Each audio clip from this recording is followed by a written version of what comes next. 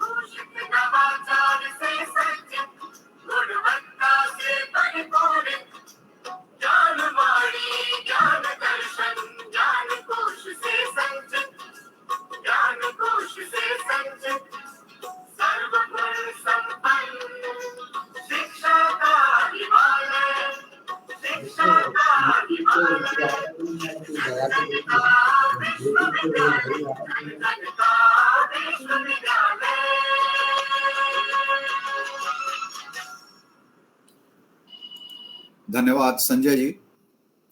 स्वाधीनता संग्राम तथा प्रवासी अध्ययन केंद्र इंदिरा गांधी राष्ट्रीय मुक्त विश्वविद्यालय की ओर से मैं आप सबका स्वागत करता हूं। आज 56वीं व्याख्यान की श्रृंखला में हम लोग उपस्थित हैं। भारत के अमृत महोत्सव के अवसर पर आयोजित हो रही है श्रृंखला, जिसमें हमने तय किया कि हम 75 विशेष कार्यक्रम आयोजित करेंगे। वह लगातार चल रही है और आज हमें अत्यंत ही प्रसन्नता है कि हमारे बीच मुख्य अतिथि के रूप में श्री आरपी सिसोदिया जी उपस्थित हैं। सर, मैं आपको नमस्कार करता हूं, आपका स्वागत करता हूं। आदरणीय सिसोदिया जी राज्यपाल आंध्र प्रदेश के विशेष मुख्य सचिव हैं और आज वो लोकतंत्र का इतिहास विषय पर हम सबके सामने अपनी बात रखेंगे। हम सब इससे लाभान्वित होंगे। मैं अपने माननीय कुलपति आदरणीय प्रोफेसर नागेश्वर राव जी को भी धन्यवाद देता हूं, आभार व्यक्त करता हूं और माननीय समकुलपति तथा निदेशक स्वाधीनता संग्राम एवं प्रवासी अध्ययन केंद्र आदरणीय प्रोफेसर सत्यकाम सर को भी धन्यवाद देता हूं, उनका आभार व्यक्त करता हूं। इन लोगों की प्रेरणा और लगातार निर्देशन से यह कार्यक्रम चल रहा है। आज हमारे बीच हमारे विश्वविद्यालय के ही आदरणीय डॉक्टर मयंक कुमार जी भी उपस्थित हैं। तो आदरणीय मयंक जी से मैं अनुरोध करता हूं कि वो आज के मुख्य अतिथि का हम सबसे परिचय कराएं और कुछ आरंभिक बातें भी रखें। आदरणीय मयंक जी। बहुत बहुत शुक्रिया Sushil ji. It's a pleasure to introduce today's speaker, Shri R.P. Sisodia. At present, he is Special Chief Secretary to the Governor of Andhra Pradesh. Shri Sisodia has done Masters of Science before joining All India Administrative Services. He has had several important administrative assignments. Let me list a few. He began his career as Assistant Collector of West Godavari District. He was Collector of Nalgonda. He has also served as Secretary School Education Government of Andhra Pradesh. He was also Secretary to the Vigilance Commissioner, Andhra Pradesh. He has also served at the Center and was Joint Secretary Higher Education, Ministry of Human Resource Development, New Delhi. With this brief introduction, let me once again welcome him and now request him to please deliver the today's talk. Thank you very much, sir, and most welcome.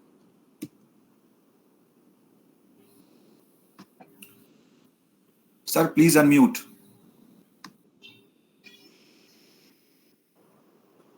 Thank you, Dr. Mahotsav Kumar. I hope I am audible now. जी आपकी आवाज बहुत साफ आ रही है. Okay. Professor Satyakam Saab, Pro Vice Chancellor and Director, Center for Freedom Struggle and Diaspora Studies. Dr. Mahotsav Kumar, Associate Professor of History. Dr. Sushil Kumar Tiwari, Consultant. Dr. Suresh Kumar Gohe, Consultant. Also the entire fraternity of IGNOU, the regional directors, everyone from this fraternity.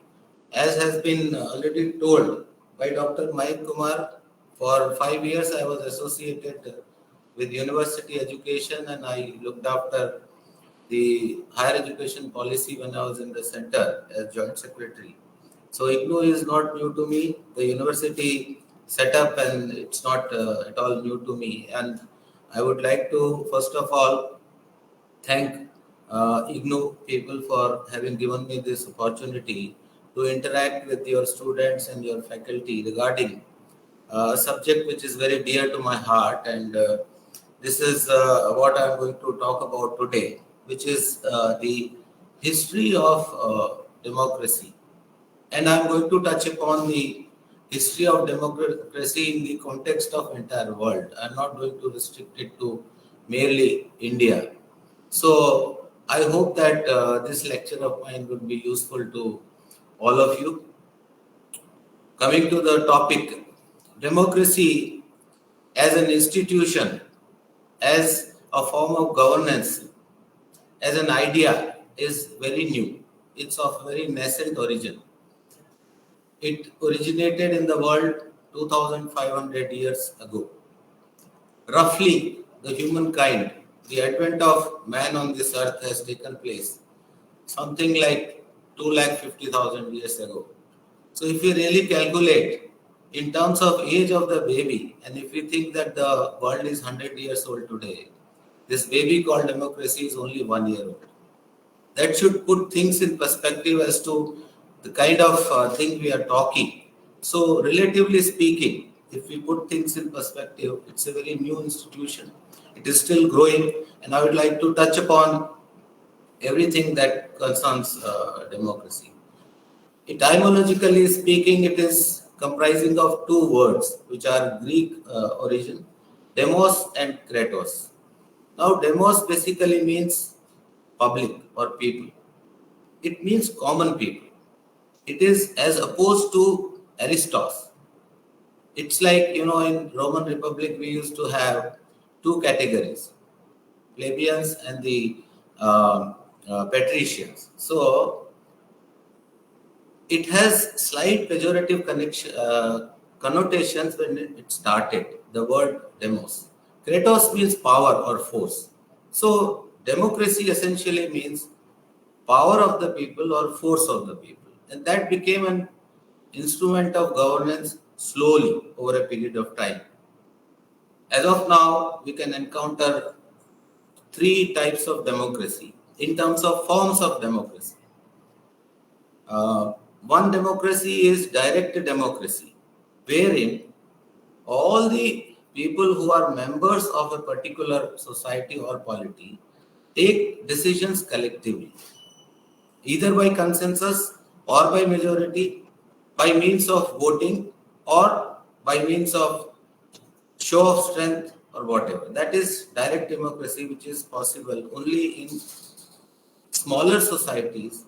In smaller countries, it is possible to take all the decisions directly. So that is direct democracy, and we encounter that mostly in very small communities as of now.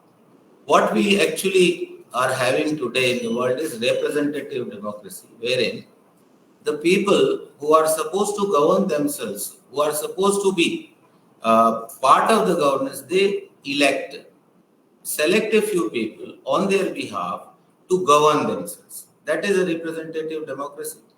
It may take a parliamentary democracy form, or it can take a different governance system, which may be presidential form of government. But this is representative democracy. some of the countries have adopted features of both, which is like a hybrid kind of model of democracy, wherein while it remains representative, most of the important decisions or policy decisions are taken through consent in the form of maybe a plebiscite or maybe a referendum or some kind of this thing. So these are the three basic forms.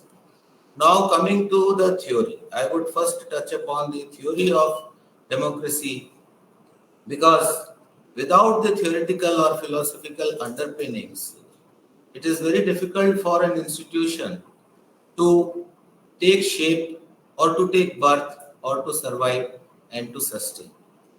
To begin with, prehistoric times, we will find that the philosopher, the first philosopher of the world, Socrates, he started talking about what is best for a human being. What is the best way to live? How do we ensure that, and what is the how a human being can be happy? So because they were in a complex society, he started talking about the forms of governance, and he started talking about means of justice. He also developed the concept of utopia, which he called Callipolis. Socrates had not written any books or written any treatises, but his disciple Plato, he started writing it in shape of dialogue. He wrote Republic, and there in the dialogues he essentially captures the thought of Socrates.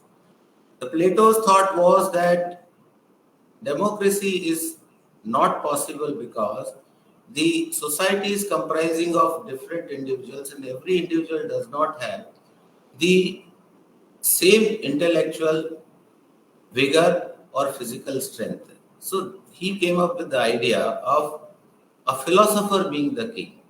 A philosopher only can make a nation.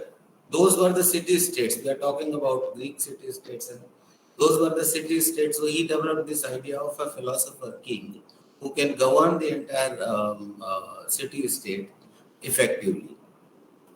His idea was further taken forward by the Aristotle, who wrote Politics. Aristotle, for the first time, came up with the idea of what is called constitution, but constitution not in the sense that we understand it today. Constitution, by constitution, he actually means constituting the governance, constituting different parts of the governance, offices. What should be the power, privilege, and the function of each and every office depending on the complexity of the society. So from there, we got an idea, and the Aristotle talks about three forms of governance. That is rule by many, rule by few, and rule by one. Then we come further down, and we find that almost for 20th century there was not much development.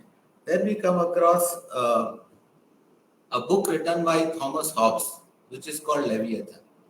Leviathan essentially means a large creature, a large and powerful either creature or organization.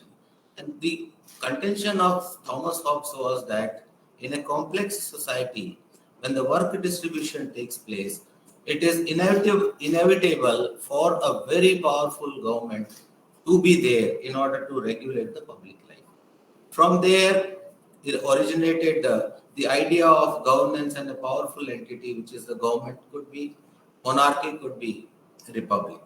Then John Locke further took this idea forward.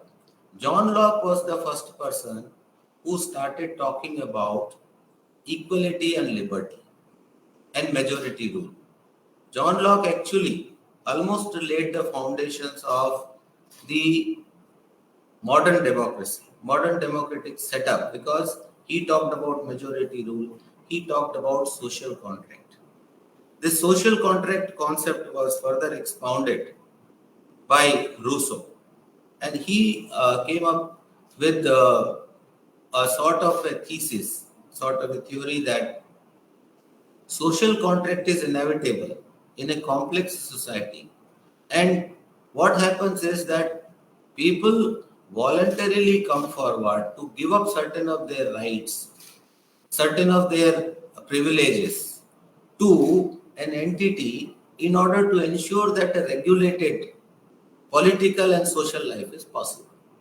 This is the concept of social contract that he expounded. Now, this happened in 18th century. In 19th century, we come across John Stuart Mill, who wrote a book on liberty. And he, for the first time, spoke about the need for women also to be part of governance, women also to be given rights of vote. This was 19th century.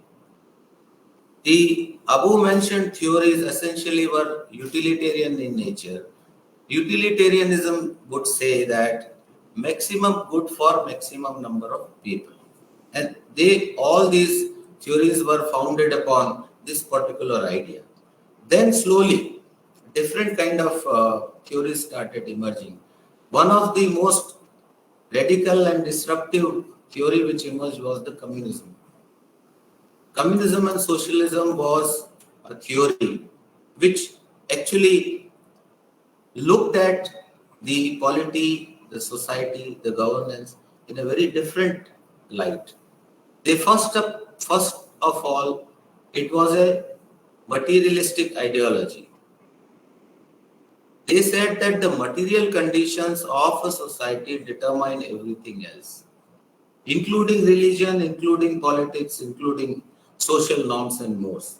Accordingly, the communism actually threw the earlier theories to the wind, and they said that the means of production, that is the properties, it may be land, it may be later in the industrialization, the other means of production, it should be owned by all the people. Till now, there is no talk of property ownership or giving property ownership or sharing property ownership. Communism for the first time started speaking about that.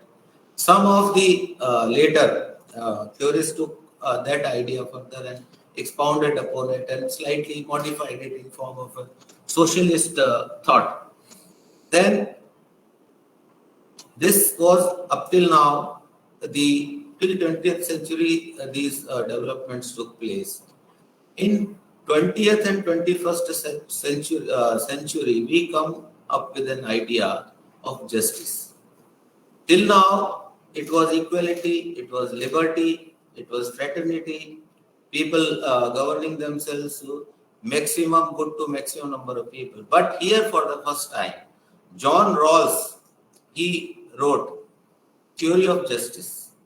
This theory of justice, it laid the foundation for the modern welfare democratic republic state. Because for the first time, he talked about giving rights, privileges to the have-nots, those who are downtrodden, those who are exploited, those who are at the bottom rung of the society should have equal rights. He started talking about that.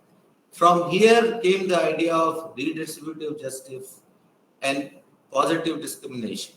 And these kind of things were taken by different countries in different forms.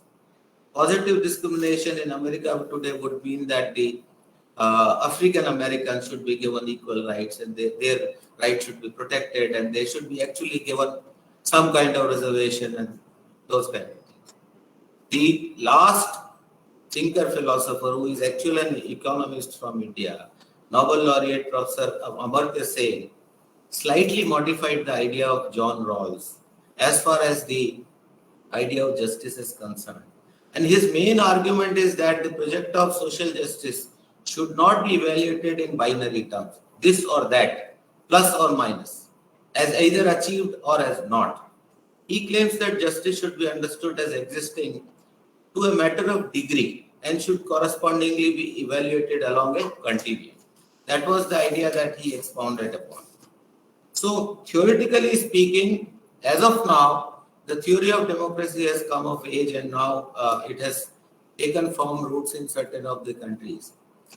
Now I'll now talk about the practice of democracy. The democracy, as I said, is a nascent phenomenon in the history of mankind. It started with the hunter-gatherer stage, when actually the people started living in community and they used to have kinship and community relations. At that point of time emerged the proto-democracy, or what we call tribalism. Here the democracy was such that because there were small communities of 50 to 100 people, and they came together and took decisions wherein the common interests were involved or common group interests were involved. The first of the organized democracy as we understand today, it took birth in Athens in the 5th century BC, wherein Athens was a very small city-state wherein all the adult citizens, minus the slaves, minus the women, had the right to participate in decision-making by show of hands, and all the decisions were taken collectively. And this was what it was actually the germ seed of the democracy in the world. From there, different Greek city-states took the idea. Then Rome, which was a republic at that point of time, and subsequently which became actually an empire after Julius Caesar took over as a complete emperor. But before that, in Rome also there was a system of republic. There was in Athens it used to be called ecclesia. In Rome there used to be senate, and there used to be senators who used to sit and take decisions by majority. Coming to the Asian part of the globe, we find that in India, the Indian subcontinent, the germs of democracy were present even much before the Greek city-states were constituted. Indus Valley civilization, while we are not fully aware of the social and political composition of the governance, we are very clear that there is no evidence of an emperor or a king or a monarch in Indus Valley civilization. It was a trading kind of urban establishment, and it is most likely that some kind of a democratic governance system was in place there. Then in Magadha kingdom we have the what is called Gana Sanghas. Gan again means people. So Gana Sanghas, of course, ruled by Raja, but the Raja was being advised by an assembly which was supposedly very powerful. We also find that right from Vedic ages, when we talk about a compact political entity, they say Janpada or Mahajanpada. Jana again is meaning people. So in India, we have that tradition, and this continued over a period of time, and now also we can see that we have made a very successful democracy out of after independence. After the prehistoric times, advent of Christianity took place, and after some time, the entire world was in chaos, what we call dark ages, the medieval ages. There was not much improvement or development as far as the growth trajectory of democracy is concerned. It was mostly dominated by the knights, by barons, by monarchs, and it was an era of complete chaos, and the poor, the plebeians, the common man, and the agriculturists, they completely suffered at the hands of tyranny of the rulers, and it continued for a long time.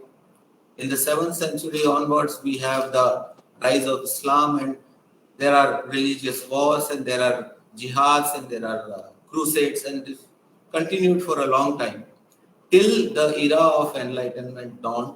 The age of enlightenment came, the Renaissance happened, industrial revolution happened.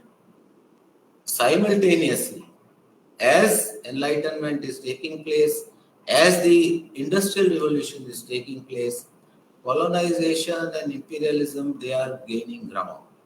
The European colonial powers almost occupied the entire globe over a period of time.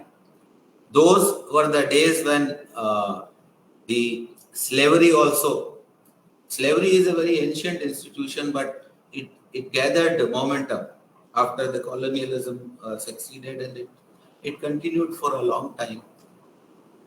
Then came certain very important, crucial, critical developments. One of the most critical event which has taken place in the history of democracy is what is called Magna Carta. The British King, King John, was forced by 25 barons to give up most of his powers by signing a treaty, a document which was called Magna Carta. This Magna Carta laid the foundation of all the democracies in the European nations today. The concept of habeas corpus originated there.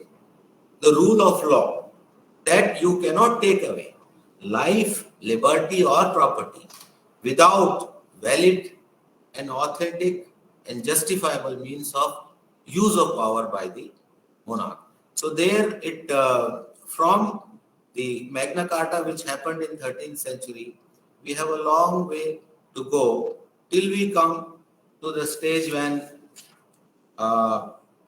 the America became independent in 1776. They adopted Virginia Declaration of Rights, American Declaration of Independence. It was succeeded just after 1 or 2 decades, French Revolution.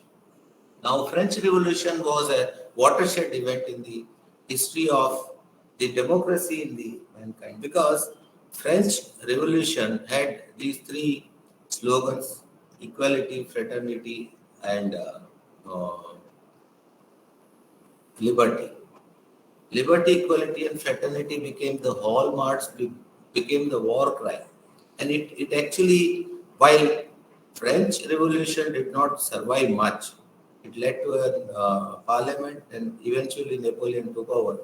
And while it did not survive, the idea and the concept of liberty, fraternity, and equality, it started reverberating all over the world.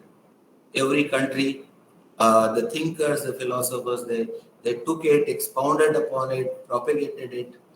Meanwhile, certain events took place in England. Slowly, the powers of the monarch were curtailed, and the power of the people, it started gaining. In 19th century, slave trade was banned, and then emerged the era of what we call today democratic republics, where the people used to vote for the governments to come in power. Parliamentary democracy, even in the constitutional monarchies, the House of Commons and House of Elders, the elections started happening. And up till the time of First World War, many of the countries had taken up the democratic form of government, and many of the countries had also gone in for revolutions, and eventually slave trade was abolished. It is very surprising to note that when we talk about democracy, till 19th century, nowhere was a woman ever considered even entitled to vote. Whenever we talk about democracy till the First World War, except New Zealand, we are talking about voting by men only. This is a very surprising element of this whole history of democracy, that then in such a case that universal suffrage concept has actually emerged just a few years back. It's also surprising, in New Zealand was the first country wherein universal suffrage was introduced in 1893. In Finland, the universal suffrage was introduced in 1906. Rest of the countries followed. In France, the women got the right to vote in 1944. In the meanwhile, Great Depression happened. After First World War, then the winds of the dictatorship started sweeping the world, and we find that in many of the countries, due to impact and the aftermath of First World War, followed by the Great Depression of 1929, you would have many countries resorting to an option of giving liberty to a dictator to take over, because of those situations, and we find emergence of Hitler, Mussolini, Stalin, etc. Eventually, the Second World War happened, and simultaneously, we have Russian Revolution taking place, 1917. The Russia came under the communist rule. The China later under Mao, it came in the communist rule. Smaller East Asian nations also slowly started going for communism. Today we find that still we have countries which are following the communist system. Communist system is a very different kind of system, wherein while it was originally said and thought and envisaged that the proletariat will eventually take over the control of the resources and the control of the governments. This era wherein some few individuals will take decisions for the proletariat, it is only a stopgap arrangement, it's only a midway was what, but even till today we haven't yet reached that stage wherein proletariat completely take over. And what sort of a governance structure would that be? It's very difficult for me to actually surmise at this point of time. Post-World War, we find that India gains independence.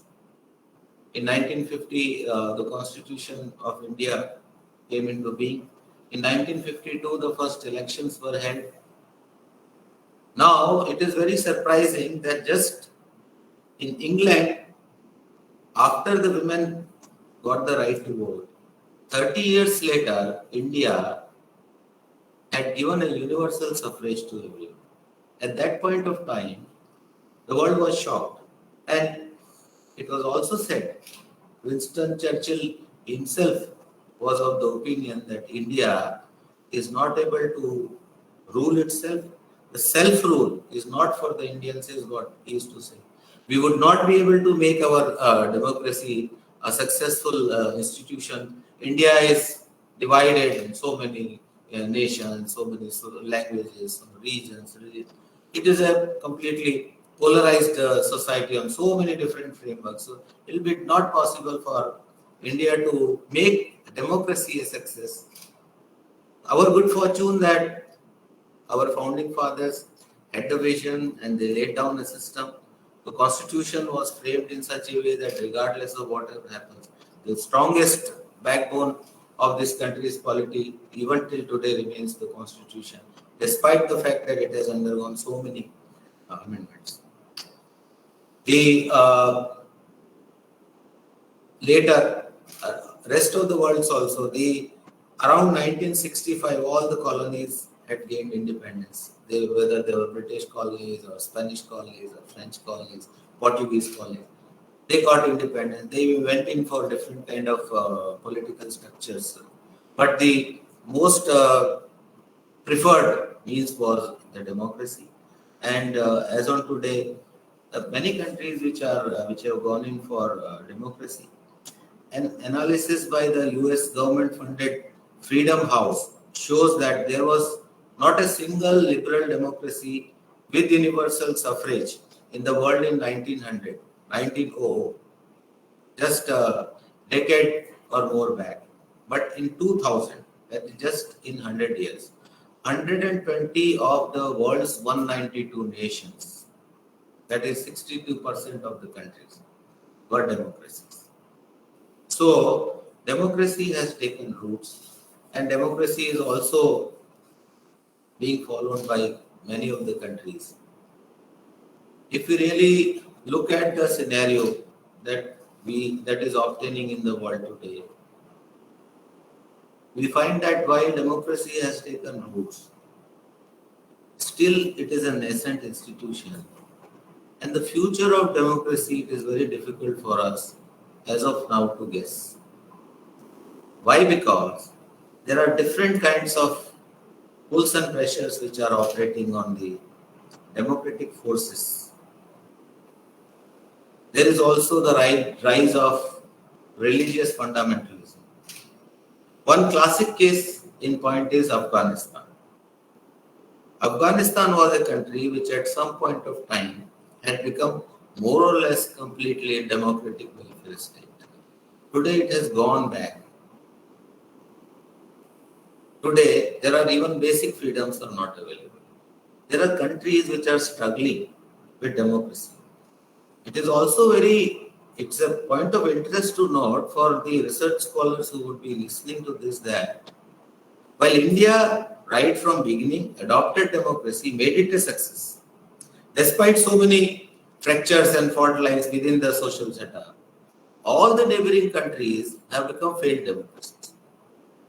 What could be the reason that every country which is neighboring us, which was also a colony perhaps at some point of time, either a military junta is ruling it, or a dictatorship, or it is a failed or continuous turnaround of prime ministers and presidents and complete chaos. That must be a very interesting area, but of course I'm perhaps out of my time, so I wouldn't take much of your time. I was supposed to finish by 4:45, so I still have some time. I'll talk about what kind of threats the democracy is facing today. And is the democracy that we have is the ideal democracy? Because we have seen, all of us who are in India, we have seen democracy is functioning, it has taken roots, it has come of age. But there are different pulls and pressures. It is not ideal as of now. The money, muscle, power, it's sort of a key factor in deciding the outcome of an election. The polarization within the society, the gap between haves and have-nots. The fact that there are even now illiterate people in the country, there are poorest of the poor. It's very difficult for them to take decision for themselves. The voting percentage is coming down. The political parties are resorting to very narrow sort of goals, and they are promising all kinds of things. This is perhaps not the ideal situation. In this, our country as well as different countries, on one hand, while the religious fundamentalism is rising, the chauvinism, the exclusion of minorities, the ultra right wing political parties are gaining in strength, which is a threatening sort of a scenario, because many of the countries which used to be very liberal in just a few decades ago have started taking measures where the right wing parties have started gaining in strength. Exclusion of minorities is taking place. Exploitation, in fact, genocides are taking place. We can't even be sure that even despite the existence of United Nations, there is no guarantee that there would not be any invasion. Very recently, Ukraine has been invaded by Russia. While we don't have a stand to take, the fact is military junta is taking over. In Myanmar, it has taken over. North Korea is on the. We don't know what kind of future holds for that country, and what kind of war we sort of envisage in the future. Authoritarianism on part of the right-wing party is coming in power. The populism and all that, it will lead eventually to some kind of a situation wherein, while apparently it would be a democracy, it would cease to be democracy in the spirit of democracy. The way we look at democracy, it will cease to be a democracy. That kind of change is taking place. Now, we might say we are in a democratic country and our interaction is mostly with democratic and welfare states, and we might have a feeling that everything is hunky-dory with the world.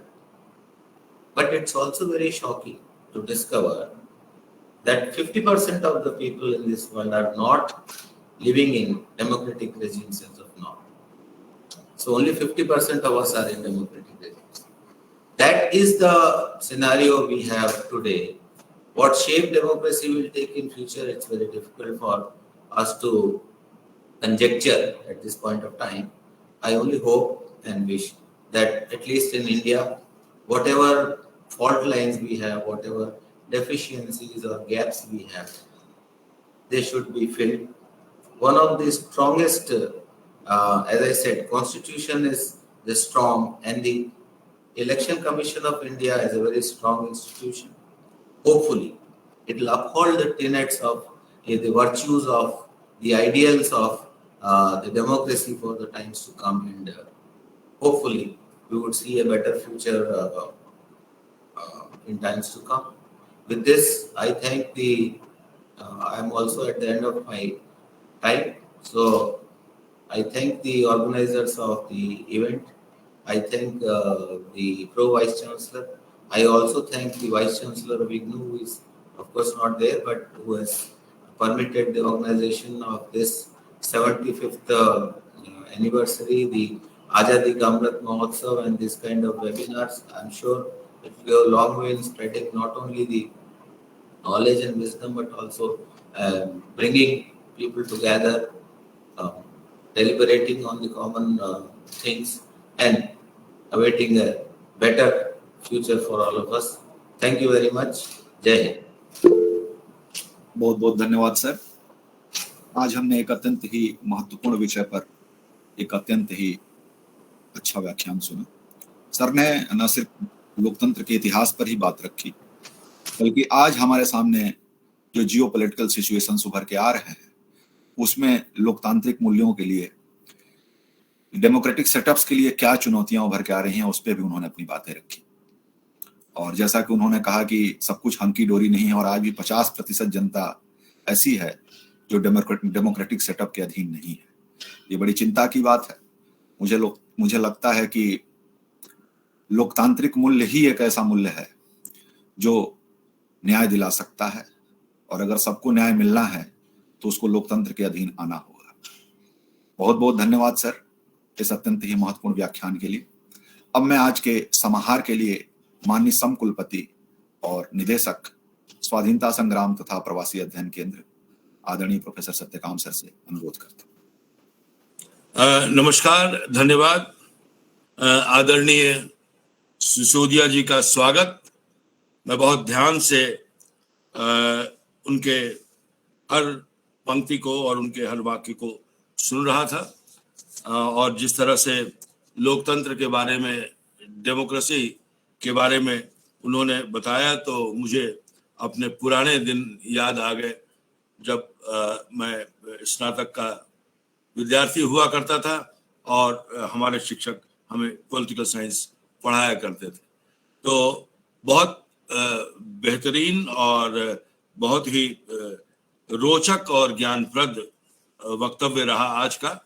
और हमारे विद्यार्थी जो political science के विद्यार्थी हैं, public administration, history के जो विद्यार्थी हैं, उनको जरूर नई दृष्टि मिली होगी, नया परिप्रेक्ष्य मिला होगा। जब हम अपने विद्यार्थियों को पढ़ाते हैं तो जैसा कि आदरणीय सिसोदिया जी ने हम लोगों को अवगत कराया, हम उनको ग्रीस की ओर ले जाते हैं, यूनान की ओर ले जाते हैं। लेकिन थोड़ा सा मैं इस संदर्भ में ये कहना चाहूँगा कि हमारा जो भारत है, उसके अगर अतीत में जाएं और वैदिक काल में भी जाएं, और ख़ास तौर पर 6ठी शताब्दी ईस्वी पूर्व में जाएं, जब 16 जनपदों की गणतंत्र की स्थापना हुई थी 6ठी शताब्दी ईस्वी पूर्व में। एक बार मैं वैशाली गया था और वैशाली में को मैंने देखा, उसके भग्नावशेषों को देखा, और उसके बाद में जब पढ़ा तो वहां भी एक गणतंत्र था। तो निश्चित रूप से उस समय का जो गणतंत्र था और आज का जो लोकतंत्र है, उसमें काफी काफी काफी अंतर है। वैदिक जमाने में जो गणों की बात होती थी और किस तरह से गणों का चयन और चुनाव होता था, वो भी सिद्धांततः तो वो जनतंत्र था, लोकतंत्र था, लेकिन उसमें उसकी सक्रियता में, उसके कार्य के परिवेश में और उसके सीमांत में फर्क था। बहुत सही कहा आदरणीय सिसोदिया जी ने कि जो आज का लोकतंत्र है, आज का जो जनतंत्र है, जनता की भागीदारी है, उसमें जिस तरह से प्रतिनिधित्व के द्वारा यह जनतंत्र चलता है, वह जनतंत्र निश्चित रूप से एक नया स्वरूप और आधुनिकता के परिवेश के साथ आया है। बहुत समस्याएं भी हैं इस लोकतंत्र की, इस जनतंत्र की, और कई बार हमें यह महसूस होता है कि क्या ये वास्तव में जनतंत्र है, लोकतंत्र है, क्योंकि जिसे हम चुनकर भेजते हैं वह हमेशा ऐसा नहीं होता कि वो हमारी आकांक्षाएं होती हैं, जो हमारे मन में विचार होते हैं, उन आकांक्षाओं को पूरा करे। दूसरी बात ये भी है कि 49 और 51 का फर्क, लोकतंत्र में 49 और 51 का बहुत बड़ा फर्क होता है, और जो एक बहुवाद है जनतंत्र का, वह बहुवाद कहीं ना कहीं इस लोकतंत्र और जनतंत्र की जो शक्ति है, उस शक्ति पर भी प्रश्न चिन्ह लगाता है। हमारे देश की गरीब जनता सबसे ज्यादा वोट देती है, लेकिन आजादी के बाद से हम ये देख रहे हैं कि उनके लिए कितना काम हो रहा है। आंदोलन होते हैं, नारे होते हैं, मुफ्त राशन बांटे जाते हैं, सब कुछ होता है। गरीबों के लिए बहुत कर्तव्य होता है, बहुत काम करती है हमारी सरकारें, लेकिन क्या वास्तविक विकास हमारे गांव का हुआ है? जो हमारे गांव हैं वही लोकतंत्र के आधार है। मुझे बार बार गांधी जी याद आते हैं, और गांधी जी जिस तरह से लोकतंत्र को और प्रजातंत्र को परिभाषित करते थे, और उनका लोकतंत्र का आरंभ होता था गांव के पंचायत से। अब पंचायती व्यवस्था की पुनर्स्थापना की गई, लेकिन वो व्यवस्था कितनी कारगर है? हमें जरूरत है इस बात को कि आदरणीय सिसोदिया जी जैसे विद्वानों के नेतृत्व में हम इस बात के लिए प्रयास करें कि हमारा लोकतंत्र गांव की ओर लौटे, हमारा जनतंत्र गांव की ओर लौटे, हमारा लोकतंत्र गरीबों की ओर लौटे, और हम उनके बल पर अपने लोकतंत्र को मजबूत कर सके। आज आदरणीय मोदी जी के नेतृत्व में जिस प्रकार इस दिशा में ध्यान दिया जा रहा है वह अभूतपूर्व है। जिस तरह से गरीबों का ख्याल रखा जा रहा है वह अभूतपूर्व है। केवल नारा ही नहीं, बल्कि जमीन तक पहुंचने का प्रयास किया जा रहा है, और उस प्रयास में सफलता भी मिल रही है। तो मेरा ये कहना है कि हमें सब मिलकर अपने लोकतंत्र को, अपने अखंड भारत को मजबूत करना है। और हमारा भारत ऐसा है कि एक है लेकिन अनेक भी है, उसमें अनेक खुशबू है, अनेक तरह के रंग हैं। तो इसमें भी लोकतंत्र जिस तरह से खुल रहा है, खिल रहा है, वह हमारी मिट्टी की सुगंध है और मिट्टी की बास है और हमारी जड़ें हैं। क्योंकि जैसा कि मैंने कहा, लोकतंत्र, भारत में लोकतंत्र केवल आजादी के बाद ही स्थापित नहीं हुआ, बल्कि इसकी जड़ें दूर दूर तक हमारे वेदों में, हमारे ऋषियों के वचनों में समाहित है।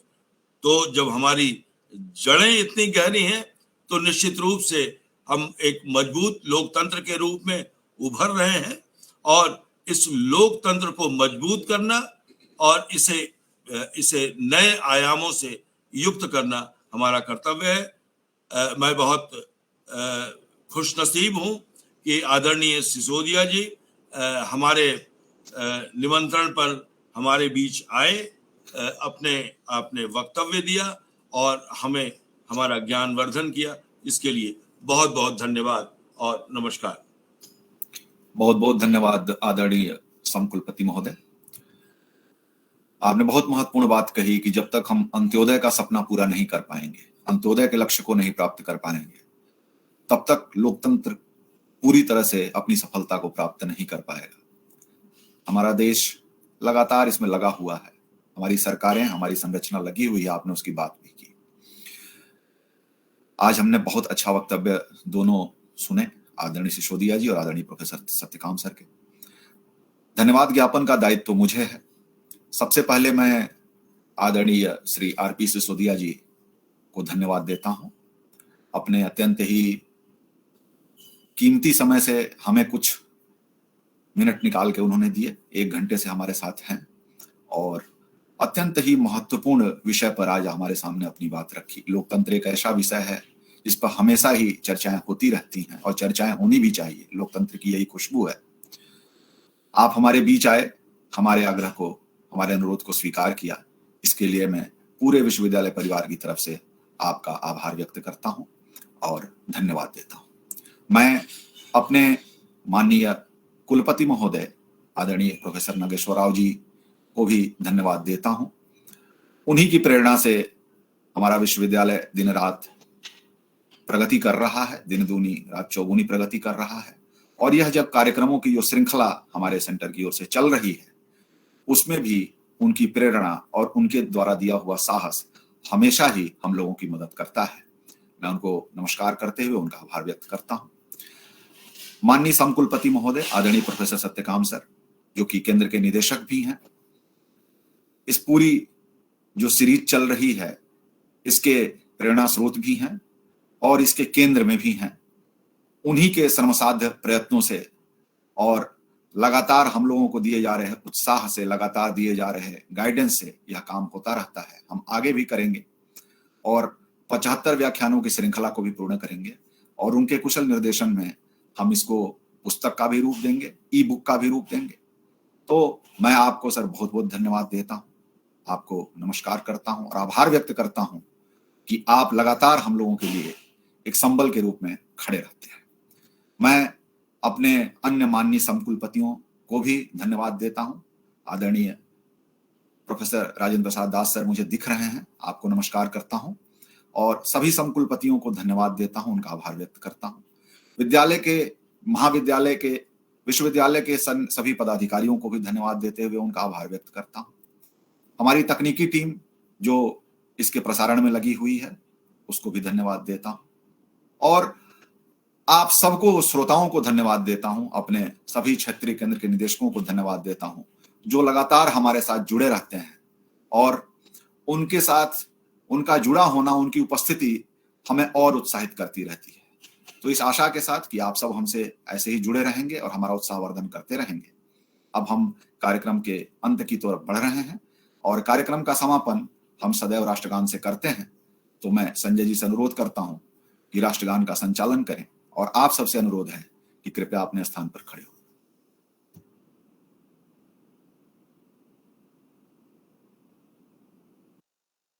अधिनायक जय हे भारत भाग्य विधाता, पंजाब सिंधु गुजरात मराठा